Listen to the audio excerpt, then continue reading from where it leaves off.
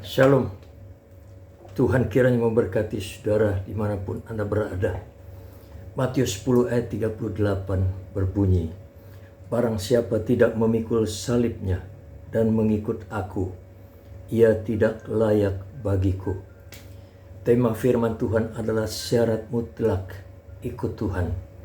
Saudara untuk percaya kepada Tuhan, pada hakikatnya, pada prinsipnya adalah free.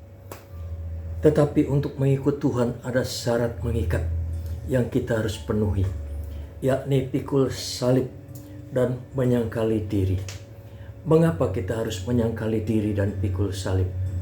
Dalam hidup manusia lama kita, penuh dengan rupa-rupa keinginan, penuh dengan rupa-rupa kehendak diri, syarat dengan pengaruh-pengaruh dan dorongan-dorongan tabiat berdosa, keinginan daging yang kata firman Tuhan berlawanan dengan keinginan Roh Kudus.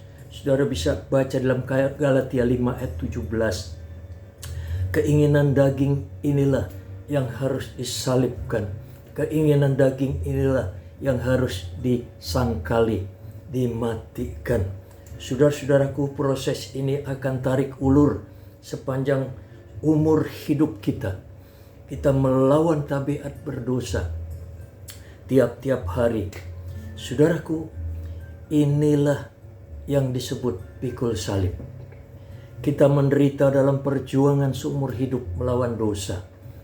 Saudara bisa lihat di dalam Roma 6, kemudian 1 Petrus 4 ayat 1 sampai 2. Kita menderita terhadap iblis dan roh-roh jahatnya di dalam 2 Korintus 10 ayat 4 dan 5. Saudaraku, kita menanggung kebencian dan cemoohan dari dunia. Ada di dalam Yohanes 15 ayat 18 sampai 25. Kemungkinan juga kita menerima penganiayaan dari dunia, khususnya di kalangan agama. Saudara-saudaraku, semua proses di atas itu akan mengerjakan bagi kita suatu perubahan hidup, suatu kehidupan yang berubah, kehidupan baru di dalam roh, perubahan dalam kehidupan manusia batinia, perubahan dalam kehidupan kekal kita, perubahan dalam kehidupan manusia rohani kita. Saudara-saudara, proses ini kita lalui bersama Roh Kudus. Roh Kudus yang mendorong dan memampukan saudara dan saya untuk menjalani proses ini sampai Ia sendiri memenuhi hidup kita, bahkan menjadi dominan di dalam kehidupan kita. Itulah artinya kita hidup di dalam manusia roh. Saudara-saudaraku, Filipi 2 ayat 13 berkata, karena Allah lah yang mengerjakan di dalam kamu, baik kemauan maupun pekerjaan menurut kerelaannya. Saudara-saudara, salib adalah lambang penderitaan. Di dalam 1 Petrus 2 ayat 21 kita temui di sana. Salib adalah lambang cemoohan. Sudah baca dalam Matius 27 ayat 39. Salib adalah kehinaan, lambang kehinaan.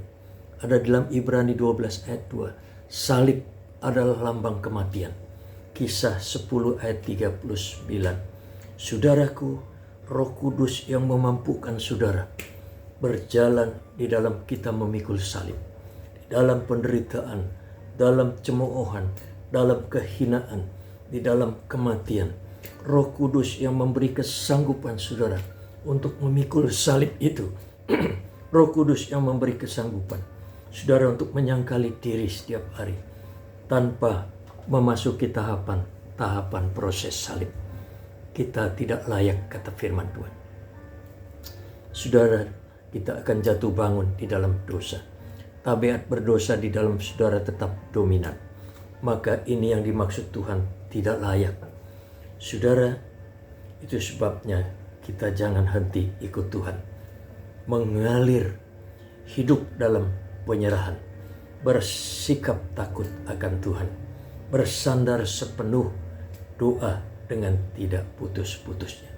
Jalani semua dengan percaya. Kiranya Tuhan memberkati saudara. Haleluya.